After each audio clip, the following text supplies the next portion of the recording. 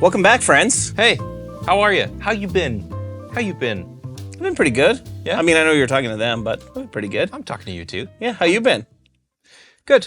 Yeah? Yeah. Life is good? Life is good. You getting any sleep?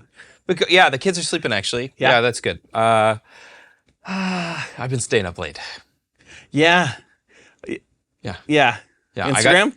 I got sucked into the Instagram vortex the other night. I delete it off my phone. I leave it off my phone unless I need to check a message or something. But it's like the 30 seconds it takes me to check a message, and then I'm doom scrolling. And last night I was up until like 1 o'clock in the morning. Yeah. Just doing this like an idiot. Yeah. But, yeah. and it's like, and those are the nights when the kids sleep through the night. I'm like, I could have gotten 10 hours of sleep, and instead I'm gonna get 5.5. Yep. You know. I'm terrible for, like, I end up doom scrolling or just scrolling either TikTok or Instagram Reels for the last hour of my day. It doesn't matter what time it is. I'm always like, well, I should see what's going on. See what the hell all these weirdos are up to. Let me see what the news is on TikTok. Yeah. The reliable news source that is TikTok. Yeah, exactly. I have not gone to the extreme of deleting it from my phone. I probably should, because it is an epic time waster. I can't have it on my phone. Just can't. I can't have YouTube on my phone. Really? Revv.com. I have to take it all off my phone, because otherwise I'm just doing this. See, I'm older than you. I can't handle scrolling Reverb on my phone anymore. Like, there's so many things that I'm getting to the point where I don't like answering emails on my phone. I want to sit down at a computer with a keyboard, and I want to be able to think about what I'm going to respond. Yeah. Because the amount of times that I've responded to somebody and they're like, "What did you mean?" And I read it back and I'm like, "What in the? How did I type that? Why? Like, what was I also listening to and reading at the same time that I decided to respond Knowing to somebody?" You're probably driving. Yeah. Well, I mean, some of us can do more than one thing at a time, Joe. No, you say that until you get into a head-on collision and kill a family of 6. Yeah, that's true. But until that day, to keep things light. Yeah. No. So it is Golden Age Gear. Golden Age Gear. And what are we talking? It's your turn this week. It is. And today I want to talk about my most prized guitar. Everybody has a favorite guitar. I think you have a favorite. I have a short list. What would you call your number one? Like, what would you say is number one? I mean, that's the short list. It's like my Sorokin Gold Top, my Duesenberg, and one of the Lumieres. Right. It just goes back and forth. It's like those are my like. I'm gonna start on one of these guitars if I'm on a session or I'm going to a gig or something like that. So I would say I have a top 3 or 4, but I have a clear number one, and that is this. For anybody who already knows me and Revv, this is my Schecter Nick Johnston USA custom guitar. Nice. Okay, and we've had a very long relationship with Schecter. It started back when we met Keith Merrow, and they sent us a loaner 7-string guitar because we were going to all these guitar shows, and I am not a 7-string player at all. Really? Yeah, shocking, hey? Yeah, me neither. You're like, weird. So all of the, straight up dad rock, hard rock licks, they don't work on 7 strings very well. But what we found was Try playing slide guitar on one. Actually, that'd make for a good Golden Age episode. Is we bring out a 7-string and make you play. What's the most amount of strings we can get in here? We had an 8-string here for a while. 8. There's 9s that exist. Schecter probably makes a 9 actually. I wouldn't even know what to do. I can barely. I only really play 3 of the strings at a time. So. Thanks for tuning in there, friends. Joey and I love talking about gear, whether it's with each other or any of our friends and other musicians, and that includes all of you guys. I love reading all the comments that you guys leave, so please drop us a comment, whether it's related to the gear that we're looking at today or not. Just let us know what you think is cool and what we should look at. And if you can do us a big favor, hit that subscribe button. All right, back to it. Well, it's better than me playing 5th chords, so. Anyway, they lent us a 7-string guitar, and then one day their CEO had reached out through Keith and said that he wanted to get a Generator 120 and asked if we would want any guitars built. So instead of they have their USA custom shop and then they have their Diamond series, which is their import guitars. And I tried one of these guitars in Germany at a guitar event that Henning Pauly was hosting. He had the 3 single coil version of it there, and I saw it there, and I was like, Schecter Strat, like, it's weird. Like, I'm used to Schecter being pointy guitars. Like, that's what I think of when I think of Schecters. And I picked up this Nick Johnston that Henning had there, and as soon as I felt the neck, I was like, oh, that is really nice. So the USA Customs have a wenge neck, which you don't see very often on production. Like, I don't know very many production guitars at all that have them that aren't Schecters. I know that's more common with bass guitars, but I thought it felt great because it had that like roasted maple, like, you know, just oiled kind of finish, very like matted. So for me, I don't like it when my hand sticks at all. You like a smooth hand feel. Yeah, smooth as a baby's ass, buddy. That's the way it should be. Bet you were a slippery baby. So I said, yes. Stupid. Yes, we are very dumb. So I said to them, I said, you know, I would love one of these, but I need a humbucker in the bridge. Yeah. So can you, like, if it's custom shop, can you make an HSS? And they said, well, it just so happens there's an HSS version that's coming out in like a week, so we're already making it. Now, the only thing I'll say, no offense to Nick, because he's another phenomenal Canadian guitarist. Heck yes. From Guelph, Ontario. We were just talking about Guelph. I think originally, sorry, Nick, if you're not from Guelph anymore. But anyway, his color choices at the time that this was available were not my favorite color choices. Right. So you could get, it was, I think they called it atomic green, but it was essentially seafoam green, which is really high up there on my least favorite colors for guitars. That's one of my favorite colors for guitars. I'm sure. Yeah. Nice. And then the other one was, I believe it was like Lamborghini orange or like orange, which funny enough, there is the Diamond series version of it sitting here. I believe this might have been the other color, which when I saw it on the internet, I was like, absolutely not. Like, there's no way I'm getting a nice guitar with either of those colors. So I had politely asked them, like, could you do me like a black with a white pick guard? And they kindly said, no, you cannot. They're like, but we could do white with a black pick guard. And I was like, all right. I'm like, that's fine. And, you know, a little while later, this showed up. I honestly don't remember at the time what my number one guitar was anymore. But it kicked it out. Yeah, the second I picked it up and played it. Yeah, that's a good guitar. This guitar has been with me to... I don't take it overseas because I'm paranoid of... Like, I've flown with it before, but I'm paranoid of something happening on a long trip. So it does stay home if I go to Europe. But anywhere in the USA that I go, this pretty much comes with me. And yeah, it's, you know, it's just a standard Strat style guitar. I do really like some of the little touches that they do. Like, their heel here is really comfortable, like their neck joint. And that is really nice. Obviously, the wenge neck. It does sound fantastic. It has the Nick Johnston pickups in it. I'll turn that ridiculously long delay off. Let me see. Here, let me... Nope. No, I won't do that. You know what I will do is this one here, because it's right there. You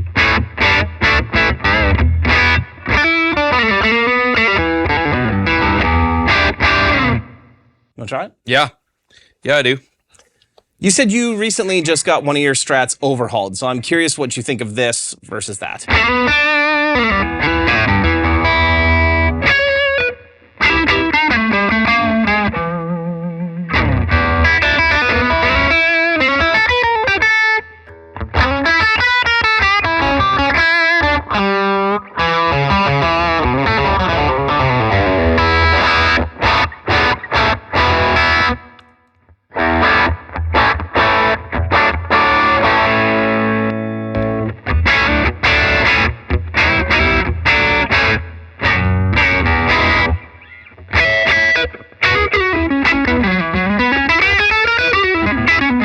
Yeah,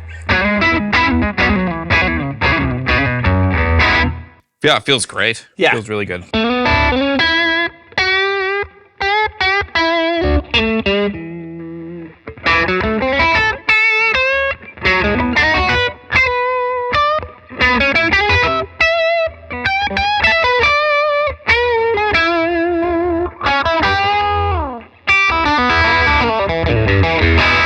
Yeah, it feels really, really nice. I do like watching you struggle playing guitars that have low action and like thin, or like really like those have 10s on them, which I normally use. I think it's either 10 to 50 string joys, but I got Bruce Jacobs to set this up, and all they had was like 10 to 46 NYXLs, and I'm like, yeah, that's fine. Yeah, but I find it hilarious watching you play because I know that you want thicker strings and higher action. Yeah, it's funny. It's like it's easy to play, but on one hand, it's easy to play. Like it's easy to press the strings down. Yeah. But it's hard to like.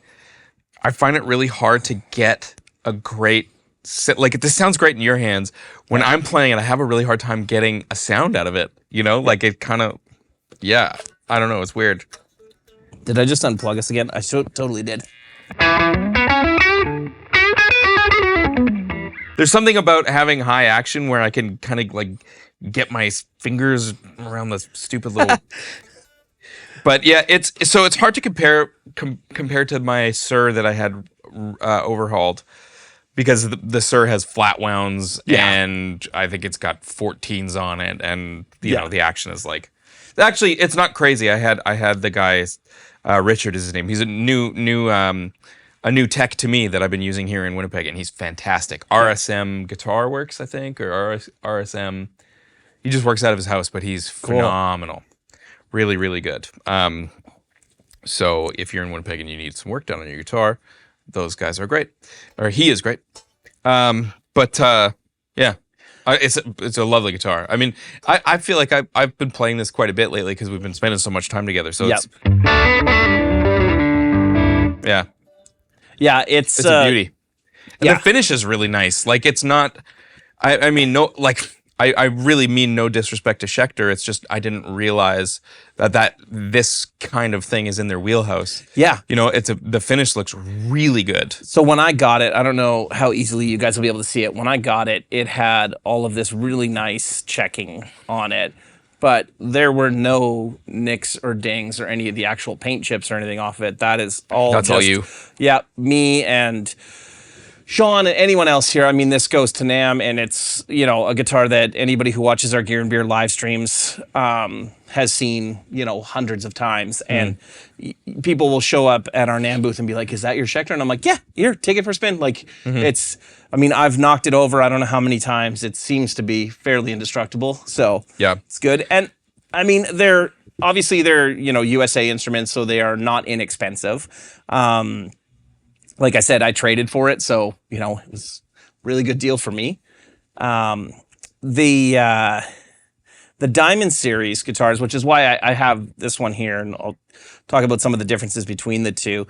The Diamond series stuff from them is really impressive for imports, because I've been kind of fortunate and turned into a bit of a snob that most of the time when I see import guitars, I'm like, you know, I have like essentially the equivalent of master built instruments. I don't need factory produced guitar from Asia. No factory produced guitars, thank you. But only master builts. Schecter, you know, again, they're great partners for us. They have kindly lent us a ton of instruments to use during the NAMM show, and we get their Diamond Series stuff from the NAMM show. And, you know, every now and then they're like, oh, did you want to keep that one? And I'm like, yep, yep, I do. So, so just a couple other things. So their bridge, it's actually a Schecter bridge, but it's very similar to a Godot 510.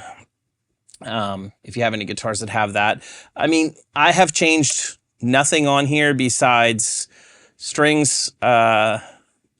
We've lost a couple of screws as we've fixed stuff. Input jacks we've had to change on here more than once.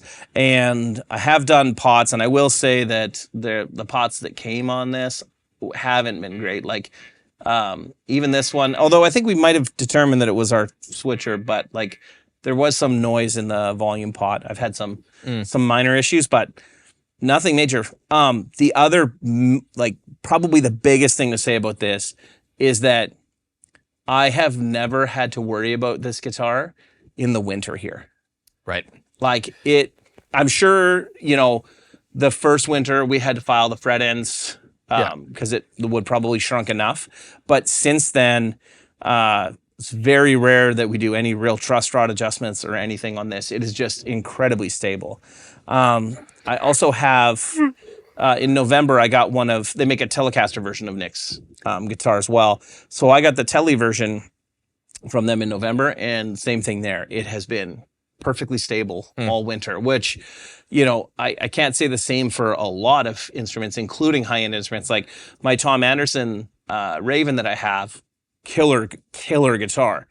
But it's, it's like a chainsaw. It's a case queen. Like, it has to stay in its case. Otherwise, like, the necks are, pretty much unfinished. So it's going to sprout. And that one I've never had filed. So it needs to go and get filed. But that's so this is the USA custom shop version available at, all retailers. I've seen some really cool colors recently.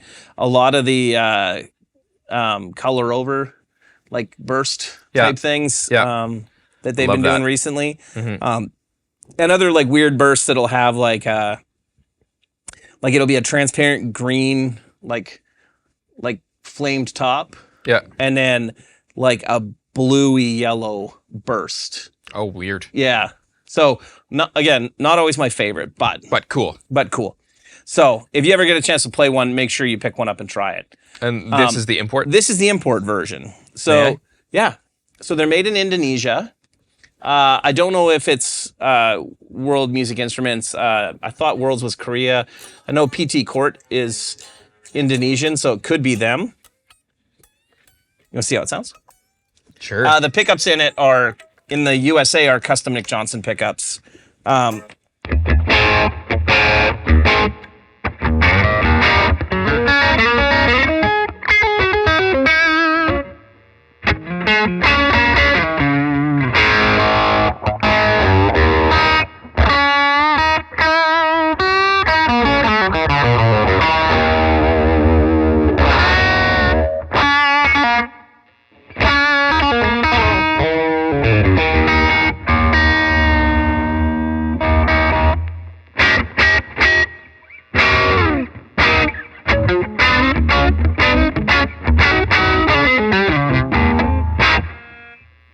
My hands are just completely garbage today. Well, this is really cool too. So this will be, everything on here is stock from the factory except the high E string. We got to fix something on one of these saddles because we've blown 2 high E's on this. Oh, okay. But got a burr or something. Yeah, they gave this to us at NAMM, and it plays great. Adam at Schecter was just like, if you want to keep it. And, it's funny because when I took it out of the box, and I saw that it was orange, because all I'll tell him is, I'm like, hey, could I get, this model of 7-string? I don't care what color it is to use at NAMM. And I always ask for, can I get a HSS Nick Johnston for NAMM? And when I took it out of the box and I saw that it was orange, I was like, oh, it's orange. And then I was like, oh, it does look awesome. That's not if somebody asked me, do you want an orange guitar? The answer would emphatically be no, thank you. Yeah. But that's a pretty badass looking guitar. Yeah, it's killer. Roasted maple neck. Neck feels great. Luke has the atomic green version of this that they gave us at a previous NAMM show that we got to keep, and I just said, hey, they gave this to us, so, if you want it, you can have it. And you play it quite a bit, don't you, Luke? Yeah. They can't tell who Luke is, but Luke is switching cameras for us today. You know him. So you love him. Exactly. If you watch Gear and Beer, you know who Luke is. So, so very cool guitars. I do like the logo on the USA more than the logo on the imports. I just think this looks... Oh, like the font. Yeah, I think that, this one looks classier to me. Yeah. Yeah, Darren Savard had one of their tellies a long time ago, Lefty Telly, and I remember it being pretty sweet. I think it was a Diamond Series, but... Yeah, they're great. I have the Diamond Series, they call it the PT, which is their Telecaster. So I have the Nick PT Johnston. Cruiser. Yes. Worst turning radius in any vehicle ever made. I know this from driving Travis Tingley's PT Cruiser. Really? Yeah. Oh. It's like trying to turn I don't know, semi-truck around. It's crazy. You turn, you do not. I find it funny that Travis owned one of those. The BT loser. So, yeah. So that's the my number one guitar in the Schecter Nick Johnston series guitars. The 3 single coil version is cool. I don't really love single coils. Bridge pickup. Yeah. Yeah, it's an acquired taste for sure. It's just too thin for me. Yeah. Yeah. Yeah. And I do like low noise floor everything. Yeah. So I would go for, as long as they don't feel weird, I would go for like either hum canceling or noiseless single coils over, over just regular. I think you're crazy, but yeah, I get it. Yeah. Have you tried that? Is it the Illich system? Uh, Owen Barry has it in like all of his guitars. Yeah. And it's like some sort of coil that's wound underneath, like attached to the pickguard. I've played a number of them. There's one that's coming out that I'm not allowed to say anything about because it's not ready. But there is one that's coming out that we'll talk about on the show when it's done, and it is the best one that I've heard. Okay. And I'm very excited about it because it does a really good job. But I can say no more. Otherwise, they'll come for me. The legal team will come for me for everything I own. Nice. So they just get a bunch of guitars and pedals and shit, but anyway. Yeah. But cool. I would take a noisy single coil over a stacked, like single coil humbucker style thing. Yeah. But within reason, because sometimes you get into some rooms where it's like insane. Yeah. But anyways, that's not what we're talking about today. We're talking about Nick Johnston.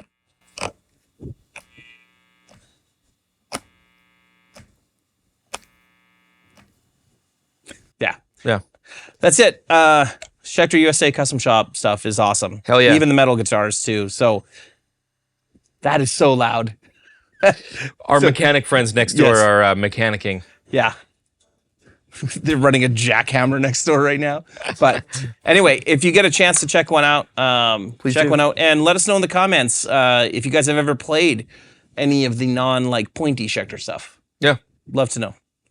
Thanks for coming and hanging out. See you guys on the next one. See you next time.